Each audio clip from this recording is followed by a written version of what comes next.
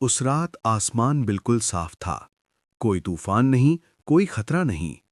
फिर भी कुछ ऐसा हुआ जिसने आज तक दुनिया को हैरान कर रखा है।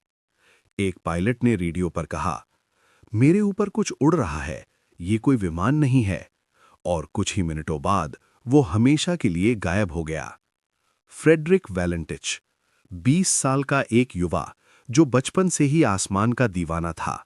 वो ऑस्ट्रेलिया के मेलबर्न में पला बढ़ा। एविएशन उसके लिए सिर्फ एक करियर नहीं था, वो उसका सपना था, उसका जुनून था। लेकिन उसके सफर में सब कुछ परफेक्ट नहीं था। उसने पायलट ट्रेनिंग ली थी, लेकिन उसके पास सिर्फ लगभग 150 घंटे का फ्लाइंग एक्सपीरियंस था, जो बहुत कम माना जाता है। उसने कमर्शियल पायलट लाइसेंस के लिए अप्लाई किया था, लेकिन वो 2 बार फेल हो चुका था। इसके अलावा उसके खिलाफ कुछ रिपोर्ट्स भी थीं, जैसे रिस्ट्रिक्टेड एयर स्पेस में घुस जाना और रूल्स का सही से पालन ना करना। इन सब के बावजूद वो उड़ान छोड़ने को तैयार नहीं था।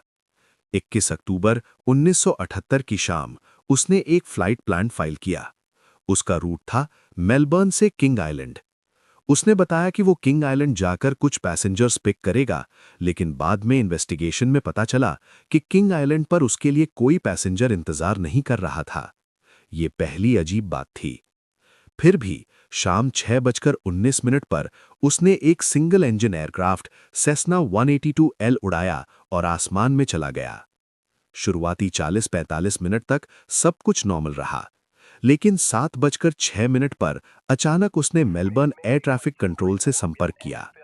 उसने पूछा, क्या मेरे ऊपर कोई एयरक्राफ्ट है? कंट्रोलर ने साफ कहा, नहीं।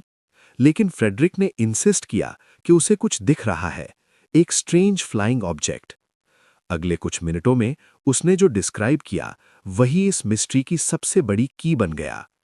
उसने बताया कि ऑब्जेक्ट के 4 ब्राइट लाइट्स हैं। वो तेजी से मूव करता है, फिर अचानक स्लो हो जाता है, फिर हॉवर करता है और फिर सर्कुलर मोशन में घूमता है।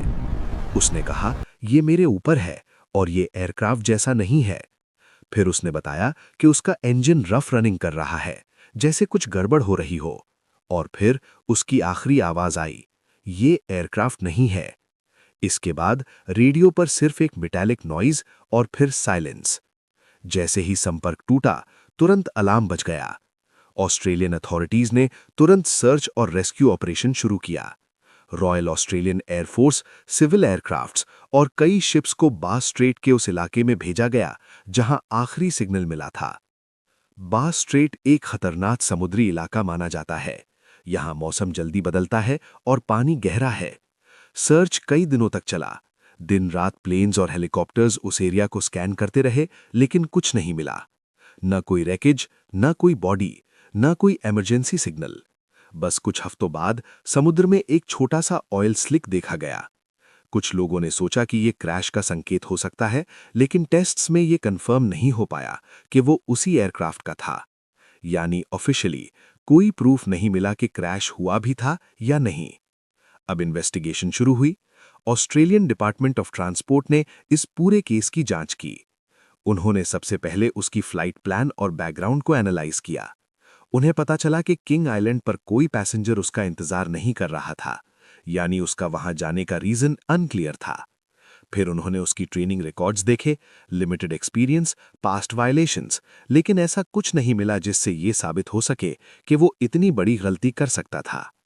सबसे इंपॉर्टेंट एविडेंस था उसकी रेडियो ट्रांसमिशन की रिकॉर्डिंग। उस रिकॉर्डिंग को बार बार सुना गया। एक्सपर्ट्स ने एनालाइज किया। उनकी आवाज में पैनिक था, लेकिन साथ ही क्लैरिटी भी थी। वो जो देख रहा था उसे समझने की कोशिश कर रहा था। वो हैल्यूसिनेट करता हुआ नहीं लग रहा था। इन्वेस्टिगेशन के बाद ऑफिशियल रिपोर्ट दी गई और उस रिपोर्ट में लिखा गया, reason for disappearance could not be determined. यानी सरकार भी कोई कंक्लूजन नहीं निकाल पाई। इसके बाद थियरीज शुरू हुई। पहली थियरी, डिसोरिएंटेशन या एक्सीडेंट। कुछ एक्सपर्ट्स का मानना है कि वो डिसोरिएंटेड हो गया था। रात में समुद्र के ऊपर उड़ते समय होराइजन क्लियरली नहीं दिखता, जिससे पायलट को दिशा का अंदाजा नहीं रहता।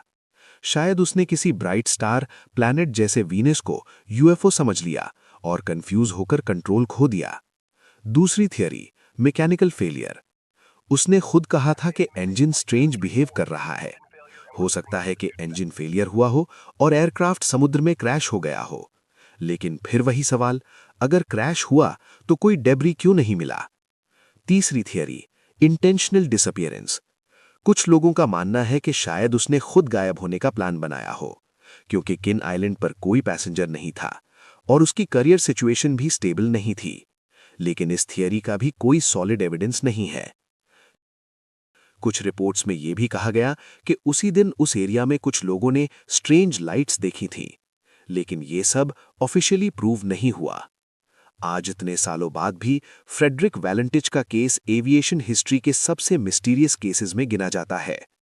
एक पायलट जो अपने सपने को पूरा करने के लिए उड़ा था, एक फ्लाइट जो बस एक रूटीन जर्नी होनी थी, और एक आवाज जो आज भी रेडियो रिकॉर्डिंग में गूंजती है। ये कोई एयरक्राफ्ट नहीं है। उस रात क्या सच में कुछ अनजाना आसमान में था, या फिर ये सिर्फ एक ट्रैजिक मिस्टेक थी?